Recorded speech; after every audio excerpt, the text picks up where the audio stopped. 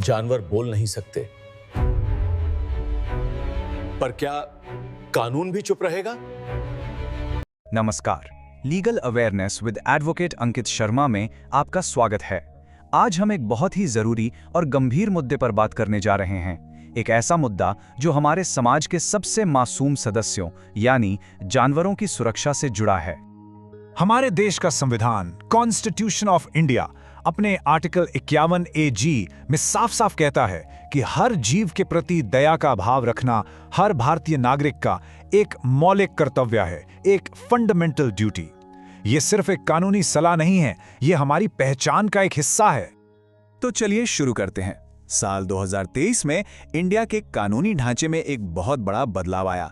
अंग्रेजों के जमाने का इंडियन पीनल कोड यानी IPC को रिप्लेस करके एक नया कानून लाया गया, भारतीय न्याय संहिता, जिसे हम BNS कहते हैं। इसे देश के सामने एक बड़े मॉडर्न रिफॉर्म की तरह पेश किया गया। लेकिन इतने बड़े लेजिस्लेटिव चेंज के बीच एक चौंकाने वाली चूक हो गई। जानवरों के खिलाफ एक बहुत ही घिनौना जुर्म जिसे बेस्टियलिटी कहते हैं, उसे नए BNS से पूरी तरह हटा दिया गया और इस वजह से एक बहुत ही खतरनाक लीगल वैक्यूम, एक कानूनी शून्य पैदा हो गया है। अब इस समस्या की जड़ को समझने के लिए हमें उस कानून के इतिहास को देखना होगा जिसे हटा दिया गया है, पुराने IPC का सेक्शन 377। देखिए, 1860 में IPC का सेक्शन 377 लाया गया था अननेचुरल ऑफेंसेस को अपराध ठहराने के लिए, जिसमें बेस्टियलिटी भी शामिल था। फिर 2018 में एक लैंडमार्क केस आया, नवतेज सिंह जोहार वर्सेस यूनियन ऑफ इंडिया। इस केस में सुप्रीम कोर्ट ने 2 अडल्ट्स के बीच कंसेंशुअल सेम सेक्स रिलेशंस को डिक्रिमिनलाइज कर दिया, जो कि एक सही कदम था। लेकिन कोर्ट ने उसी फैसले में बहुत साफ तौर पर कहा था कि सेक्शन 377 नॉन कंसेंशुअल एक्ट्स और खासकर बेस्टियलिटी को सजा देने के लिए लागू रहेगा।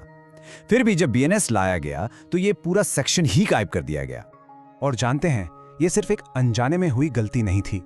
Parliamentary standing committee on home affairs ने खास तौर पर यह सलाह दी थी, रेकमेंड किया था कि बेस्टियलिटी को सजा देने के लिए एक प्रोविजन नए BNS में जरूर रखा जाना चाहिए।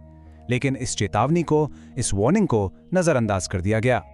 तो अब सवाल ये उठता है कि क्या कोई और मौजूदा कानून इस कमी को पूरा कर सकता है?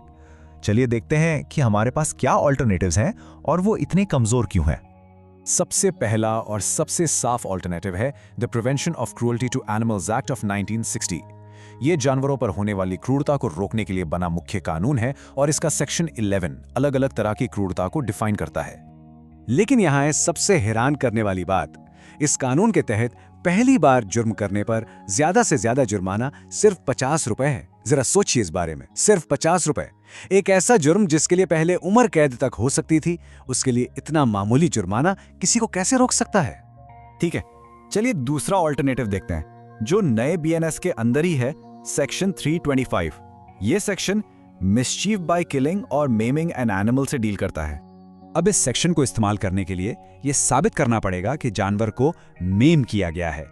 कानूनी तौर पर मेमिंग का मतलब है एक ऐसी स्थायी चोट पहुंचाना जिससे जानवर का कोई अंग अलग हो जाए या वो हमेशा के लिए अपाहिज हो जाए।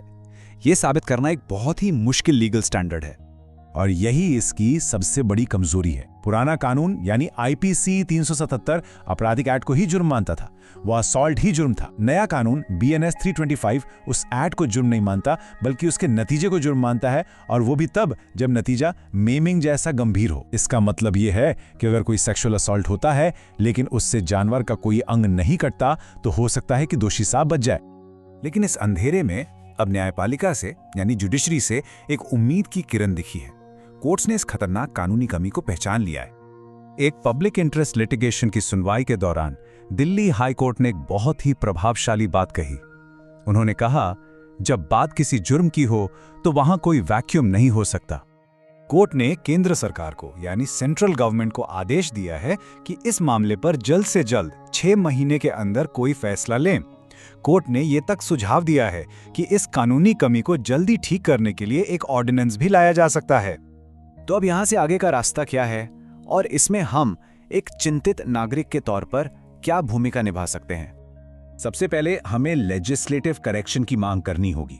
हमें BNS में बेस्टियलिटी के खिलाफ एक सख्त स्पेसिफिक कानून जोड़ने की वकालत करनी होगी जिसमें कम से कम 10 साल की सजा का प्रावधान हो। और दूसरा, जब तक ये कानून नहीं बदलता, क्रूरता की हर घटना को रिपोर्ट करना बहुत जरूरी है। भले ये मौजूदा कमजोर कानून जैसे BNS 325 या PCA एक्ट के तहत हो, हर रिपोर्ट एक ऑफिशियल रिकॉर्ड बनाती है और बदलाव के लिए दबाव डालती है। अगर पूरी सिचुएशन को आसान शब्दों में समझें तो ये सोचिए, नया BNS एक मॉडर्न घर की तरह है, लेकिन उसे बनाने वालों ने एक जरूरी दरवाजे पर ताला लगाना भूल गए। अब जुडिशरी उन बनाने वालों पर यानी लेजिस्लेटिव सिस्टम पर दबाव डाल रही है कि वो इस मिसिंग सिक्योरिटी सिस्टम को आखिरकार इंस्टॉल करें। अगर आपको ये जानकारी महत्वपूर्ण लगी तो कृपया इसे शेयर करें ताकि इस गंभीर मुद्दे पर जागरूकता फैल सके। और अधिक जानकारी के लिए लाइक और सब्सक्राइब करना ना भूलें। धन्यवाद।